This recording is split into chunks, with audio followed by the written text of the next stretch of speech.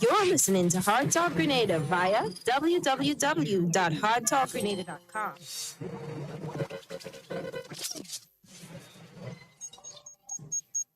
You're listening to Hard Talk Grenada via www.hardtalkgrenada.com.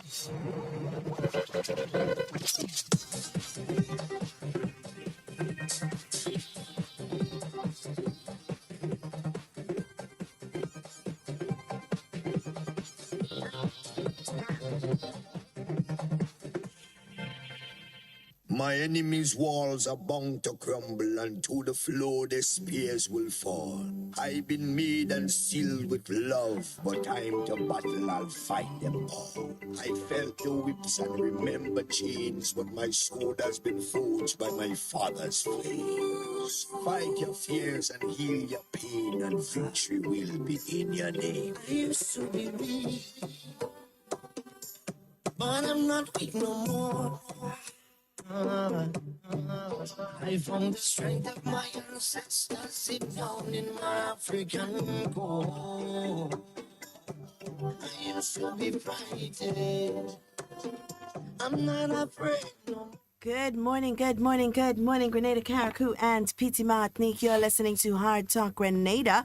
A very special good morning to those of you joining us on the live video, whether it's on Facebook, on YouTube, on Instagram. Good morning to you.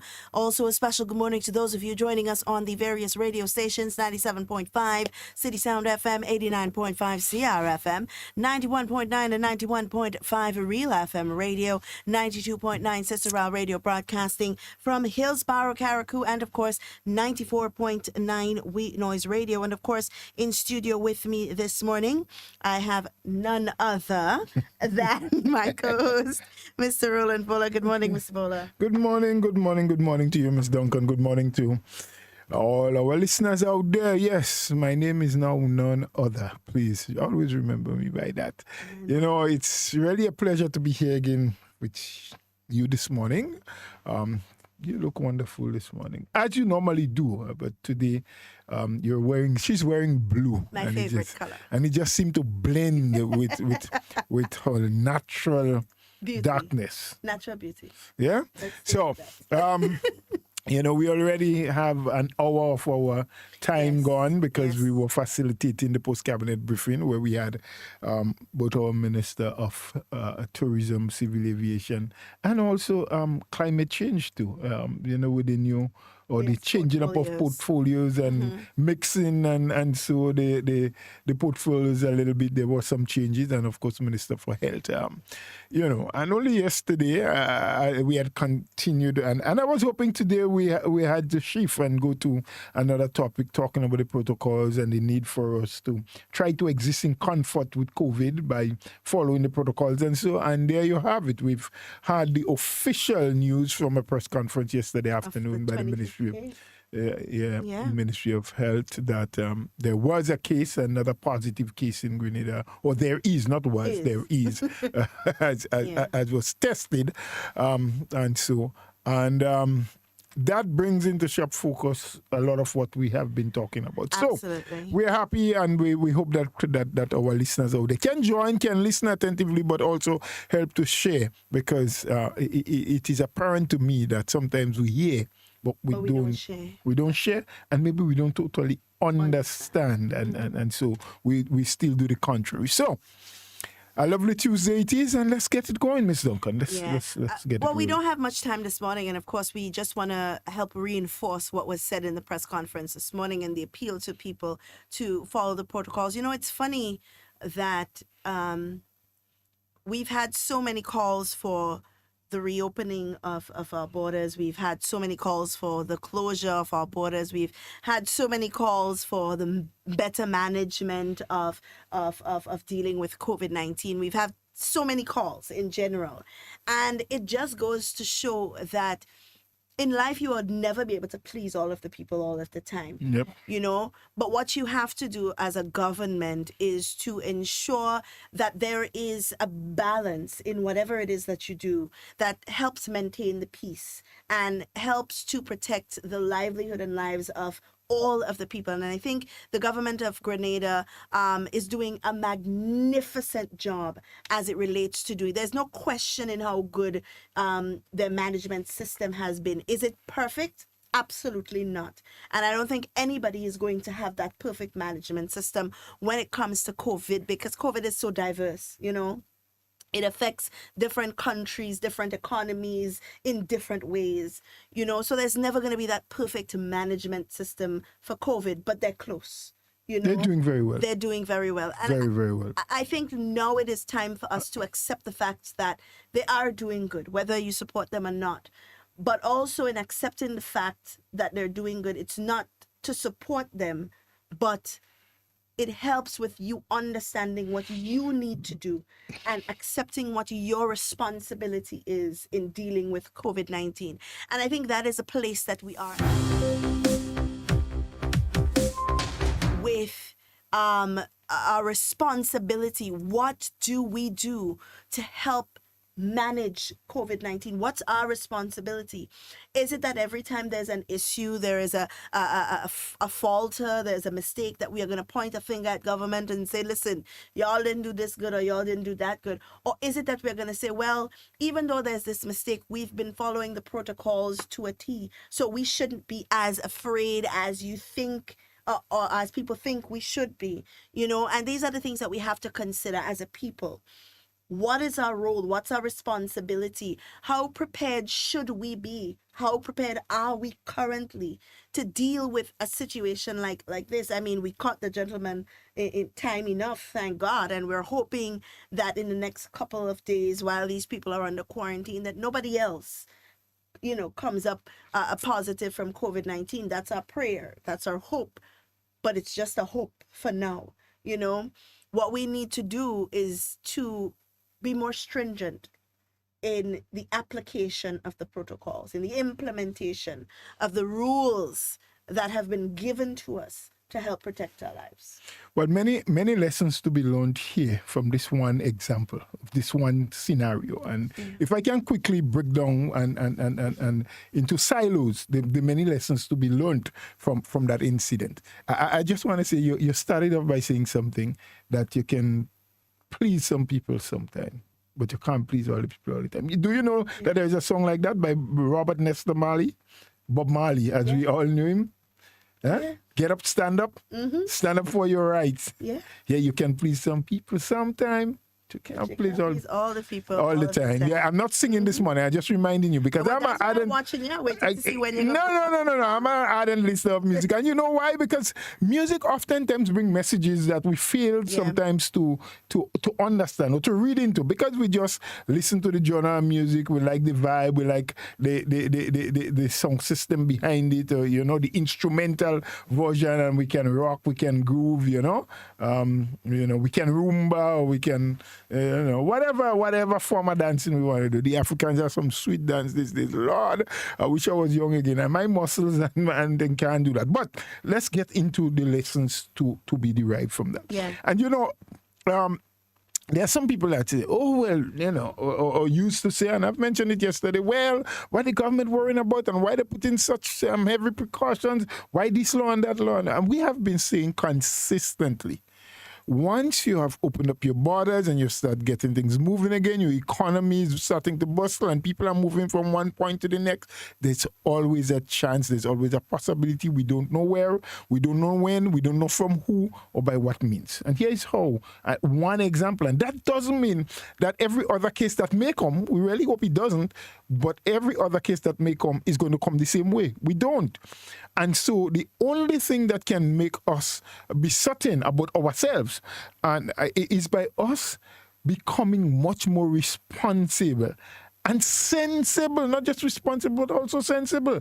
Because sometimes the way we act is absolutely senseless. in thinking that the authorities, the powers that be, the people who have the science in their hand and the responsibility to inform us and to help guide us, that they don't know what they're about.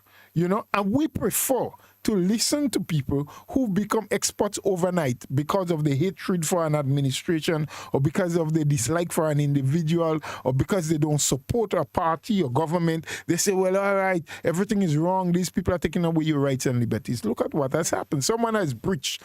I have received so many calls because Tivoli is in my neck of the woods. I live in La Poterie, which is one village away from Tivoli. I have to pass through Tivoli to get to La Poterie. And it is my understanding, even from local people, that on Friday night between Friday or Saturday, somewhere thereabout, there was a massive birthday party celebration, people gathering, having a good time by a public place, a little bar and, eatery and so, and that the gentleman in question was there, drinking and having a good time with every other person. Now, the protocols have said that you should not be in mass gathering, no gathering of more than 20. Have we followed that?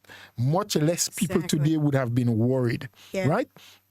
Were we wearing masks? Much more people at this moment would have been less worried. Yes?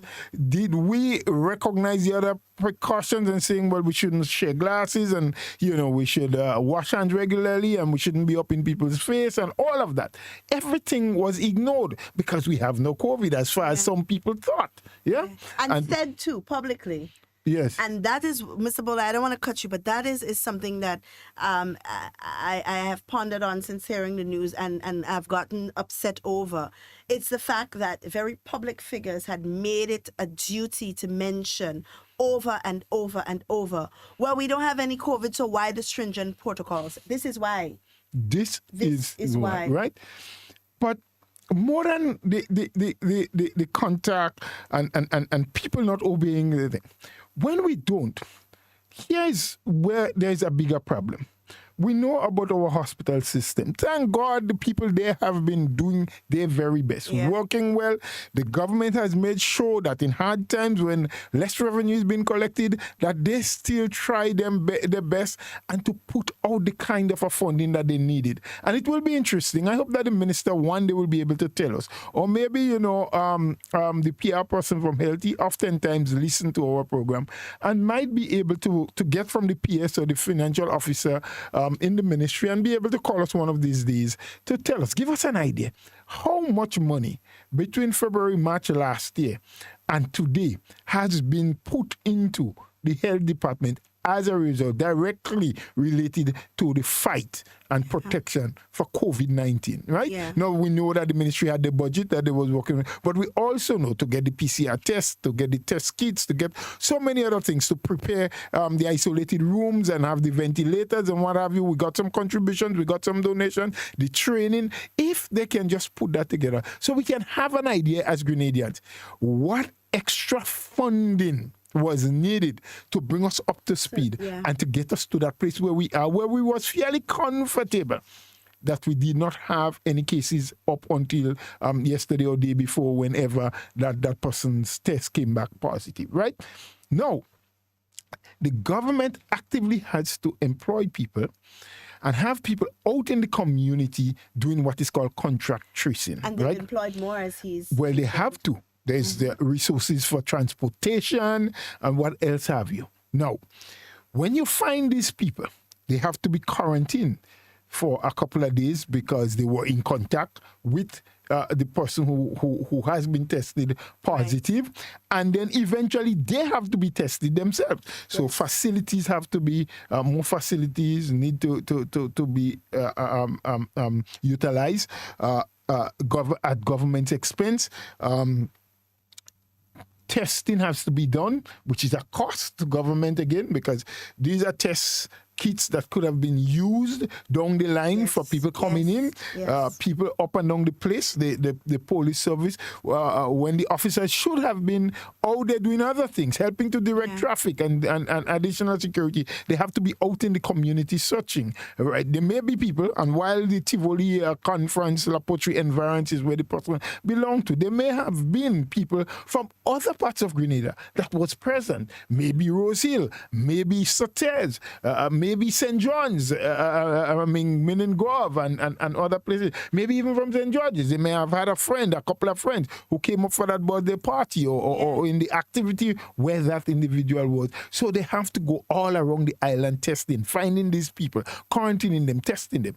But these are monies in hard times that could have been used. And some of the very people whom you have to spend now these resources, scarce, hard to come resources, are the same people that continue to make noise. Absolutely. Well, I've applied for house repair so long and I can't get. Oh, my daughter or my son needed help to go to National College and they can't get. Oh, the road in front of my house is so bad and the government ain't fixing it. You think it's no one asked them to fix the drain and nobody looking at it. Oh, I full up the form so long to be on the seed program. I have 5 children and like they curry favor and they're only giving who they want, right? But remember, it's the same part. Yeah. Now, if you follow the protocols and you save government these monies, you may soon get your materials because they can now put more into housing. Absolutely. Your child may have a better chance to get the assistance. And I'm not talking to one individual. I'm talking to all of us islanders. We sometimes do not see the bigger picture and understand the consequences. You're correct. We do not understand at times or fail to understand, even though it's clear right in front of our noses, that the more we protect ourselves, we protect our country and we protect our livelihoods. What if some of those people who were in contact become so sick that now they have to be hospitalized? Exactly. And there were children involved. And have to be in isolated rooms.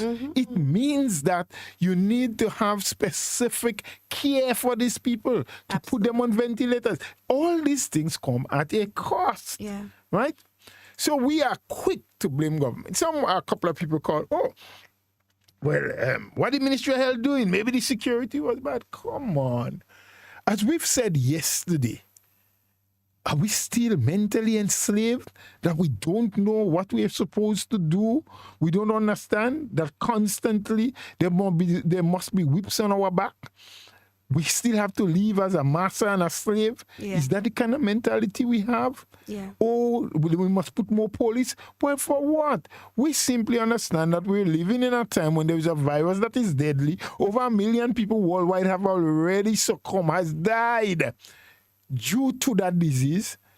There is the possibility, based on the experts are saying, probably before we can find a proper cure or preventative method or deal with it completely, there may well be another 1 million people that may pass as a result of COVID-19. That is not enough for us to understand that we need to take the precautionary measures. And I want us to, because we don't have much time, Mr. Bola, and I want us to let people know, as the police said yesterday, and I am in full agreement with, they have now started charging persons for not wearing their mask. That charge is $350 if you're on a bus and you're not wearing your mask. Not just on a bus, Ms. Duncan. And the driver will. Not just on a bus. In fact, the regulation is absolutely clear that once you are leaving your home, your premises, once you are stepping out of your premises, you must be wearing your mask. And I have been reliably informed today as well that they have started in the town of St. George charging individuals who are without their masks. Yeah, without good reason, because you have to have a medical certificate that says you are incapable of wearing your mask for whatever reason. And we know children under the age of 5, they have been exempted. People with hearing disabilities and speaking disabilities are also exempted from wearing their mask. However, if you just feel it's a conspiracy theory and you're not wearing, that's not medical, that is a mindset issue, then maybe you should stay home if you don't want to wear your mask. But you will be charged. So either you stay home or you walk with your money in your pocket. Exactly, because I'm waiting for the upcoming days where people would start to call victimization and cry that the police is abusing their power and so on, when it has been months now that we have been begging and pleading with big hard back people to wear their mask. No, I don't know if everybody back hard. Don't say that. In layman terms. No, don't say that. There are some we have been begging people. But the police themselves have been doing frequent updates and having press briefing. And I've been saying, look, we are lenient now. We're giving people a chance. Let it soak in. But they have been saying this is what the regulations are asking for, right? And we take so many things for granted. We take for granted the fact that the government said there should be no carnival and jab and jump up, and people did it and the police did nothing. So the police is afraid. Exactly. They're not afraid. They have just said, listen, the law is there. We know how to enforce it, but we want people to understand. Please follow the regulations, follow the rules. We have a call on the line. We don't like to ignore our callers, but caller, you have 30 literal seconds. Hello, good morning. Good morning. Yeah, hello, good morning. Good morning. Yeah, that's the... Hard Talk radio program, and you are live. Yeah. I have a problem concerning that same COVID. Concerning one, there was a briefing from the superintendent Cohen. Yes. Yeah, and so I was 2 weeks ago, and he said that his officers would be out and warning the public first.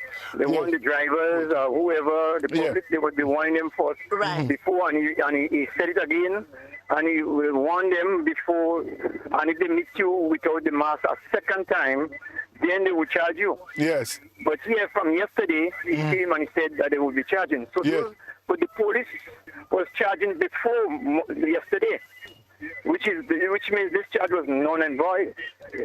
No. It doesn't mean that, sir. You said 2 weeks ago, he said they are warning people and if they meet you a second time. So you don't know who they charge, whether they met them a second time already. That's actually... I involved in it.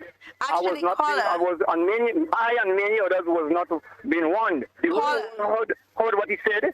The whole of Grenada, the media, everybody. Well, you can take the matter to the courts, caller. Let me explain to you. There's nothing we personally can do. But if you feel the charge is unjustifiable, I understand based on how these things are when the police ticket you. If you feel it's unjustified and you don't want to pay it, you can go to the courts and argue it there. This thing is embarrassing to the head of national security. Come right down. They are sworn in that they will uphold the truth. Okay. And even by the Bible. And I see this thing like everyone that been charged before yesterday is a null and voided charge. All right, caller, we don't have much time. And this is, we're back with supporters and how you treat them. All right, caller. So we get that. But you have an opportunity to go and clarify that in the court. I want to clarify because I listened to that press conference and that is not what he said. What he said is that they would be, in the upcoming weeks, they would be giving warnings. However, the law has already been enforced a long time. It's already in the law. So they have been actually very lenient with people in letting them walk about without their masks. This has been a grace period. They did not say that they will warn you the first time and then they're going to charge you the second time. They have told you, please wear your mask. If you leave home without your mask and they didn't warn you but they charge you, it's not null and void because it is law. You're supposed to wear your mask. And it's been in law for a long time. No, it's not just now that it's in law. I mean, I feel the caller's plight, but at the same time, we have to be responsible adults. We are not children. We don't need warnings. We just need to follow the rules. And the rules are wear your mask and social distance where you can. I see a lot of people bringing up the issue of buses. You were the same people who were saying that 3 people on a bus in a row on a bus was not sufficient. Now we're speaking a different tune. Now, if government was to go based on the push and pull of everybody, then we would have chaos in the country. So please, persons who feel like it is a duty of the police officers to warn you, it is not. It is their duty to implement and enforce the laws that have been given to them. Well, I don't know, you can say it is not their responsibility. There is something what is referred to as discretion. There is something that to be warning people. There is something called discretion, right? Although one officer once told someone that they didn't give him that the morning when he went out. Yeah? But there's discretion. So an officer can decide, based on law, I am giving you a warning today.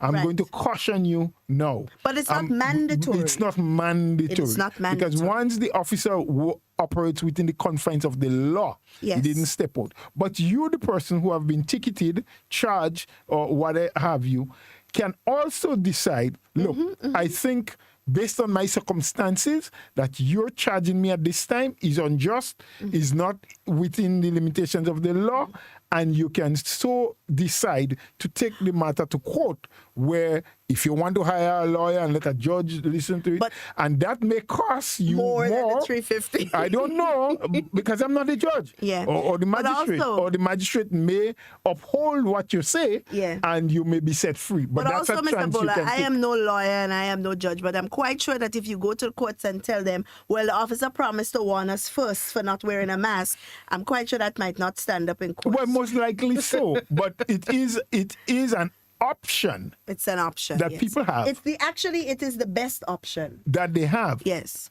I am being charged, I accept it, and I pay it. Yeah. I try to I think plead. we I are- try to plead and reason with the officer to see if he can change it, We or are- I can take it to court and challenge it. We are past the place, Mr. Bola, honestly, because that press conference was what, 2-3 weeks ago? Well, we you are know, past the you place. And cannot even change. if they did not, and Mr. Bola, I'm sorry, I don't have sympathy for this. No, I'm issue. not saying Because sympathy. I'll tell you why. Because even if they did not say we are going to give you a grace period in which you can acclimate yourself with what we are about to do, even if they did not do that, from March till now, October, I have been pleading, other media personnel have been pleading, politicians have been pleading, health officials have been pleading, policemen have been pleading, everyone has been pleading that people wear their masks. It is something that it's now embedded in our culture, basically. Well, it should be All right, embedded. It should be. Yes, you it know? should be. So I'm sorry, have sympathy for something like that. I mean, I'm sorry that happened or is happening to some people. But at this point, we just have to do what we have to do to protect lives. We Well, are of at a course. place right now where people feel that they are above the law. There are people out there who believe that the law does not apply to them because this administration is in power, and we have to get past that place, and we have to think about lives at this point, the lives of people who support the government, the lives of people who don't support the government, the lives of people who are impartial. These are the lives that we are considering, not just a few. So at this point in time, we need to stop with the excuses as to why I didn't have on my mask and why the police needs to be lenient and we just need to do what is in the law and what is expected of us. Well, some people do it as a means of defense. There are some other people who think, for whatever reason, that they are immune to COVID and nothing would happen to them. There are those who believe, well, Grenadian is Spice Island, nothing could happen to us. And so they just don't care. But we have to, whatever we believe, understand laws, rules, regulations are there to govern us and the society and to keep us in check. Yeah. Right? And if we don't obey it and we don't follow it, and all of us, including myself, including the Prime Minister and everybody else, if we don't follow, there are consequences that we'll have to face. And one such consequence is that you could be charged by the police for not having your mask and having it on. Not just having it, but Not having it on. I'll tell you this, Mr. Bola. There are times, or there was a time, it maybe only happened to me twice, where rushing out of the house in the morning, I forget my mask at home. You know what I did? As soon as I got to St. George's, I went and bought a mask. Because I was already on my way. I say, oh, is either I take a bus and I go back, or I'd stay on the same bus and I go to town, I get my mask so I can function for the rest of the day. We have to make decisions, people, that are in the best interest of not ourselves. And I said that yesterday, because when we think about COVID, we're not thinking about just my immune system is strong. We're thinking about the people who are immunocompromised, the people who have underlying conditions, who are not going to be able to deal with these things. These are the people that we have to consider. These are the things that we have to consider, and we have to be responsible as a people. We have to be adult. When you turn the age of 18, it is not just so you can drink and drive legally. not together, but it's not so you can drink legally and drive legally, and you could have adult conversation and participate in adult activities. Adulthood comes with responsibilities as well. We have to accept it all for what it is. We are all adults. You get to the age of 18, you get to the age of understanding that you must wear your mask. How come little children that are going to school know they have to put on their mask? But yeah, because they remind you, They remind you. The other day I coming down in the bus and I taking some water and I have my mask under my chin, and my son said to me, he said, you know what, Mommy, what is the point of you wearing the mask if you're going to wear it like that? You know? So children can do it, but adults who are supposed to be smarter, more wise. Some children have better memories than adults. Let's just put it down. We're quickly running out of time. Well, we're out of time already, Mr. Past Bola. that time, and we really have to get in us. You know, it's a lively conversation that will, excuse me, that will go on for a long time.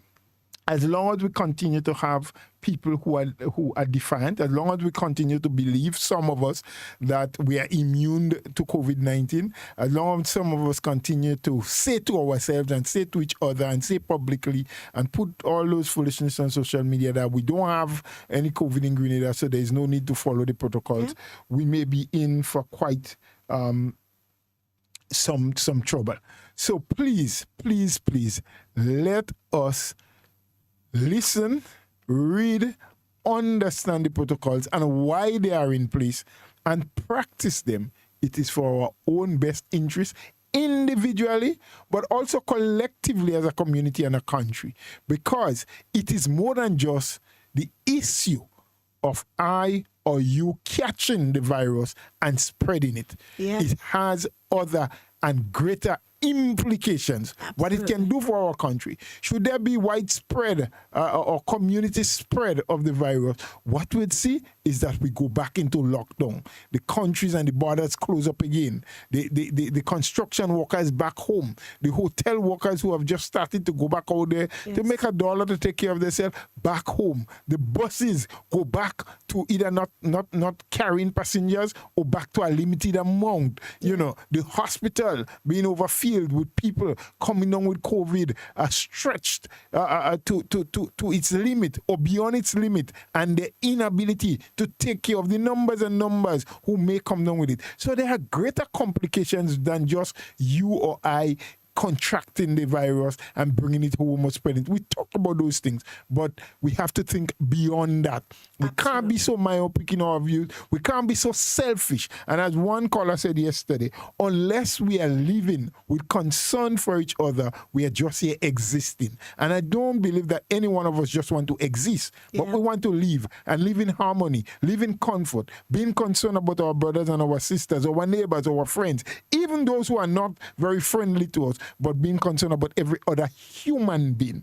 And so let us do what is best for all of us, irrespective to whether you support this government or not, whether you like the Prime Minister or not, whether you voted NNP or not, whether you would vote NNP or not in another election. What is important now is ensuring that we survive as a people, that we beat COVID, that we push it back, and that livelihoods are being secured for all of us to exist and coexist with COVID around us with some bit of comfort. These would be my closing thoughts for today. And of course, I do wish all of you a happy Tuesday, and that God's willing, we may be able to have good conversation where you would get an opportunity to participate should we survive the night and live to see another day. Take care, everyone. Thank you. Absolutely. And before I go, I just want to make a very a statement or a suggestion to the Ministry of Health.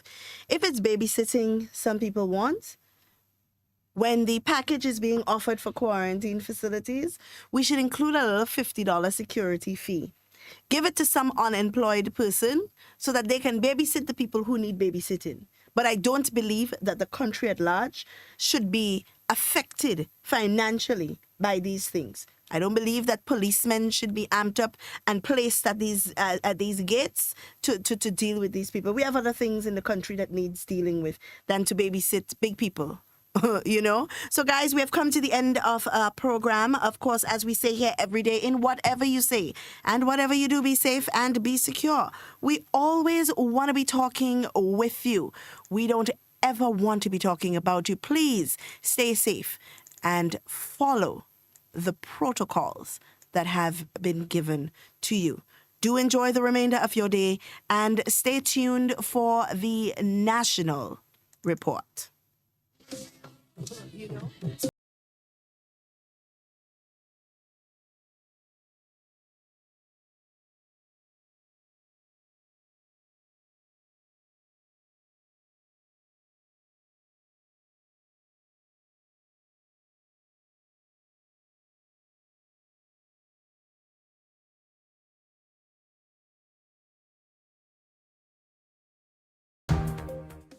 Projected 6% growth for the local economy in 2021.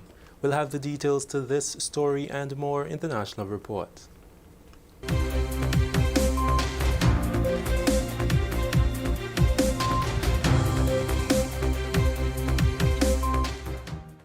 With the details to the news for Friday, October 9th, 2020, I'm Delroy Lozan. Governor General Her Excellency Dame Cécile La Grenade says Grenada's economy will recover in 2021 with a projected 6%. More in the national report.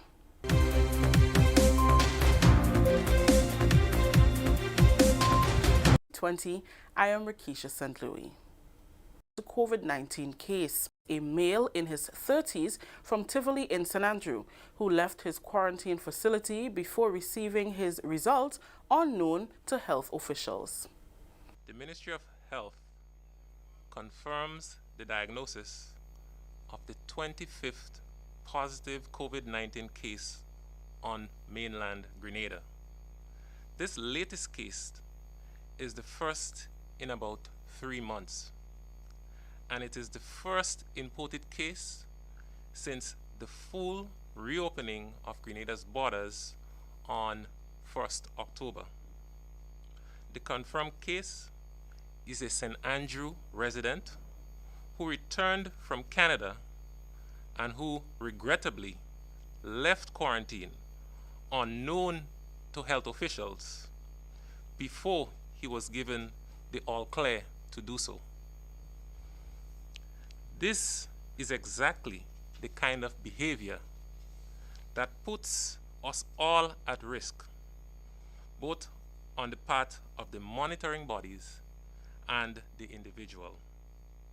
The ministry continues to employ every available measure to actively monitor and enforce the safety regulations for the protection of all locals and visitors.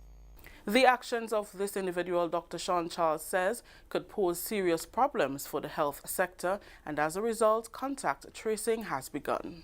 Understanding the risks involved in reopening the borders, the government has been proactive in training and engaging a comprehensive contact tracing team, including health wardens, which will be crucial in this period as we aim to deploy adequate manpower to combat this pandemic. We cannot emphasize enough how necessary individual responsibility is in this period. While we monitor and police extensively, there will be a few gaps. And the only thing standing between the gaps and the spread of COVID-19 virus is in our island is our individual and collective responsibility. He says every incoming traveler must book a government-authorized facility for a minimum of 5 days to allow for adequate quarantine and testing. In order to continue being designated as a quarantine accommodation, all hotels must rigorously strengthen their security mechanisms to adhere to our stringent health and safety protocols. This particular individual managed to circumvent the system, but it was clearly a breach in the security arrangements at the accommodation facility. This cannot be allowed. The stakes are too high. The individual has since been placed in a state-supervised quarantine facility. Continuing the news, the Royal Grenada Police Force has announced it will be adopting a zero tolerance for failure to wear a mask in public spaces as mandated by the Public Health COVID-19 regulations. Superintendent Vanny Kerwin says the force will become stricter in the enforcement of the regulations and in issuing tickets for any breach. He said the Acting Commissioner of Police, Edwin Martin, has instructed all officers to adopt a zero tolerance going forward for non-compliance.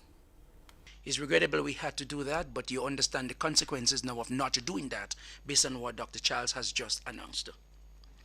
In fact, only this morning, our commissioner have convened a meeting with senior commanders and mandated stricter enforcement of the protocols, especially for non-compliance for the wearing of masks. Therefore, we will continue to intensify our enforcement obligations and we will step up ticketing for non-wearing of masks in public since we have been very tolerant in the past. The RGPF has recorded more than 3 violations of the Quarantine Act and has decided to apply the full extent of the law. Superintendent Kerwin says the force is currently investigating matters of failure to comply with the Quarantine Act. A fine under the quarantine COVID-19 regulations is a fine not exceeding $10,000. Unfortunately, we have had some violations regarding these particular regulations. You have just heard Dr. Charles make mention of the fact that there were violations. And I just want to go on record as saying that in addition to the case that Dr. Charles mentioned, we have in excess of 3 violations from the Quarantine Act for which we are currently investigating. We assure the public that we are doing everything that we can and that with the appropriate information in our possession and the relevant investigation that needs to be done when completed, if charges are to be filed, we will hasten to do that and to bring justice to those who have put all of our lives and the lives of all Grenadians at risk. This is the National Report. The news will continue after the break. Protect yourself and our community from COVID-19. Wash your hands frequently with soap and water for at least 20 seconds. If soap and water are not available, use an alcohol-based hand sanitizer with at least 70% alcohol. Use a tissue when blowing your nose, sneezing, or coughing. Immediately discard the tissue properly and wash or sanitize your hands. Avoid close contact with people who are sick. Let's do our part to ensure that each and every Grenadian remains healthy. To stay up to date, visit the Government of Grenada's webpage or the Ministry of Health's Facebook page. For more information, contact the Ministry of Health's hotline by calling 53-VIRUS. This has been a public service announcement brought to you by the Ministry of Health. Welcome back.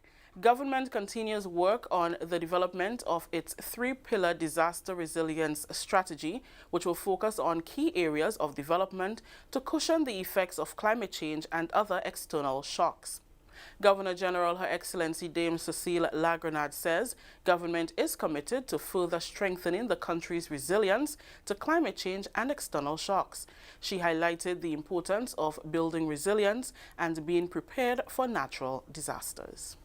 The impact of natural disasters has the potential to increase economic volatility, reduce growth potential, hinder social progress, and contribute to high levels of indebtedness. Building resilience to natural disasters and climate change is therefore critical. Prior to the onset of the current pandemic, my government was making significant progress in strengthening the country's resilience to external shocks. The 3-pillar strategy will focus on structure, finances, and post-disaster resilience. With continued support from our international partners, my government will advance work on the development of a 3-pillar disaster resilience strategy covering structural, financial, and post-disaster resilience. The key elements of this strategy will include climate resilience infrastructure, fiscal buffers, insurance mechanism, and institutional strengthening of our crisis response framework. Finally, in the news, 5 Grenadians were recognized on the Queen's 2020 Birthday Honours List as confirmed by the Governor General's office. The honours are awarded to individuals based on merit for exceptional achievement or service. Commander of the Order of the British Empire, CBE, was awarded to Mr. Winston James for his services to national security. Officer of the Order of the British Empire, OBE, was awarded to Father John Doggett for religious and community service. The British Empire Medal, Civil Division, was awarded to Ms. Hortensia Francis for contribution to the arts, Mrs. Suzanne Mains for service to art, and Mr. John Felix Williams for voluntary service. That story just ended the national report for Monday, October 12th. Let's recap the top story. Grenada records its 25th positive COVID-19 case. On behalf of the entire news and production team here at the Government Information Service, I am Rakisha St. Louis saying thank you for joining us. Until next time.